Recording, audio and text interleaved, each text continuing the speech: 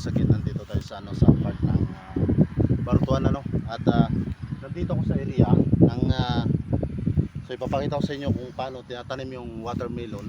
Kasi merong dalawang klaseng watermelon. Merong yung bilog, merong pahaba, oblong. So nandito tayo sa part ng yan, napakaraming watermelon dito ano. Mamaya ipapakita ko sa inyo kung paano siya tinatanim. At dito lang to sa area ng Bartuan, no? Dito sa ano na yan, ayan, makikita niyo. Mamaya ipapakita ko sa inyo yung mga watermelon na tinatanim dito ano. Okay. So ipapakita ko sa inyo.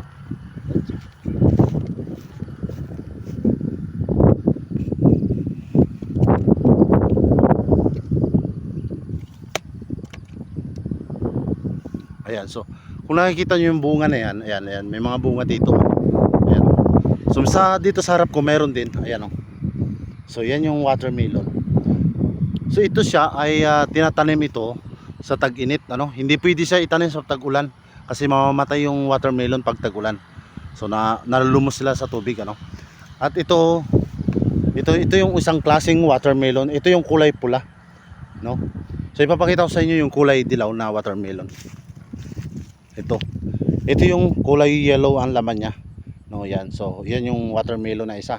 So, dalawang klaseng watermelon dito sa tinanim nila, no. So, napakalawak tong area na to. Iikot lang natin ang camera. Yan, kung nakikita nyo, puro watermelon yan. Yan, watermelon din yan. Hanggang doon, papunta doon sa gilid ng highway. Yan, so napakaraming watermelon, ano. Ayan. Sa gustong bumili, ng watermelon, pumunta ka lang dito sa part ng unahan lang ng Bartuan.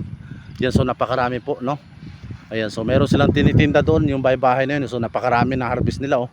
Kung nakikita nyo. At hanggang dito, no.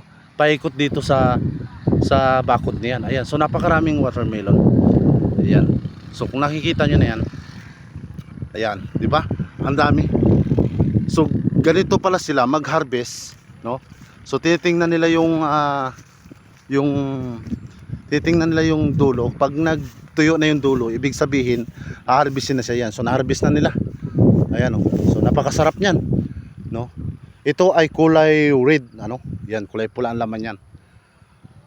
Ayan, so karamihan mga ano. Ayan, karamihan kulay pula.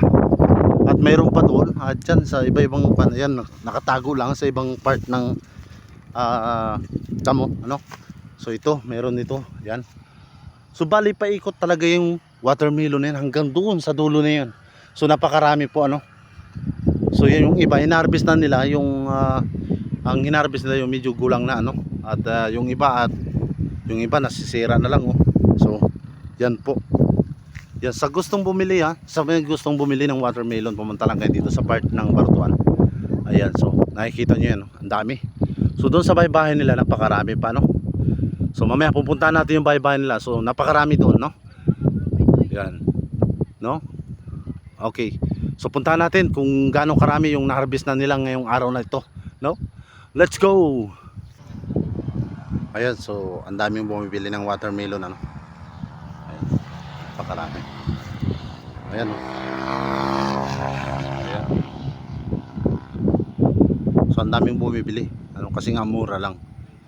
So mura lang yung kilo. Yan, so yun yung kanilang bahay-bahay ano. At yan, so nakalapag lang sa baba yung kanilang watermelon. So meron dong isang klase, isang klase dito no, magkaiba. So yung I think mas masarap yung isa doon sa ano, yung parang oblong siya. I think mas masarap yan kasi yellow watermelon siya. Ito naman ay red watermelon ano. So napakarami. Ayan, sobrang dami oh. Ayan oh. Ayan.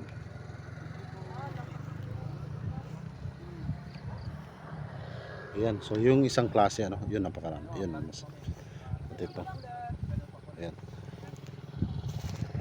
Kuya, paano siya malaman na pwede na siyang harvestin? Ayan oh, tingnan natin. Ipapakita ko sa inyo kung paano harvestin yung watermelon. Kasi may technique sila. Hindi lang harvest ng harvest. Kasi meron silang technique sa kinakatok. Oo.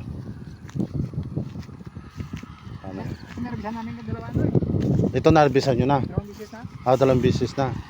Baka meron pang naiwan dyan na pan. Ayan. So ayan. Kinakatok. Ano iba tulong kayo? Ha? Iba oh. Parang ito marang malambot. Ayan ang pwede na harbisin, mga ganyan. Try daw natin to. Uy. Parang kasarap na kainin ano. Ang sarap na kainin eh. Napakalutong. Kailangan palang katukin siya tapos pag malutong yun na yun pwede na harbisin. Yung malambot-lambot. Yung pala yung diskarte. Ito ano to? Wala na yan. Bulok niyan. Bulok na. So bali ganun siya mag-harvest. Kailangan talaga pag medyo malutong yung tunog niya, pwede na harvestin. Oo. No? Ayan. So napakaganda. So yan sa lahat ng ating mga followers dyan, sa ating mga viewers ano. Ayan, so kung nakikita nyo, ito yung area ng napakaraming watermelon sa area na to. At nakapag-harvest na nga sila kuya. Nakadalawang harvest na sila. Ayan, sa gustong bumili ng watermelon dito lang sa part ng unahan ng Bartuan na. Ayan, so napakarami. Ayan, so maraming salamat sa makapanood ng ating video no. Thank you so much no. And God bless us all. Thank you so much. Thank you.